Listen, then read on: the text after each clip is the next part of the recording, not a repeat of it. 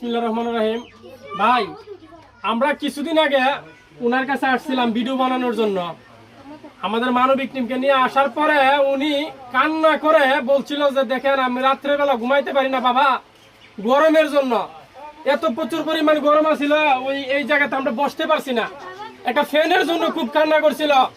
আজকে দেখেন আমরা মানবিক টিমের পক্ষ থেকে ওনার জন্য একটা ফ্যান আইনা দিছি, আলহামদুলিল্লাহ, যাতে উনি এইখানের মাঝে ঘুমাইতে পারে একটু শান্তিতে।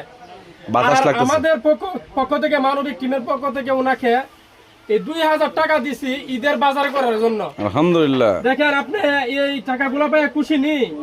আজকে ওই ফ্যান পাইছেন, টাকা পাইছেন বাজার করার জন্য, খুশি নি? যারা এই টাকাগুলো দিছে তাদের জন্য দোয়া করবেন নি? আর মানবিক টিমের জন্য দোয়া করবেন নি?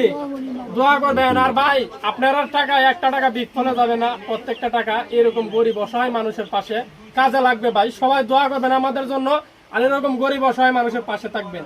ধন্যবাদ, আসসালামু আলাইকুম।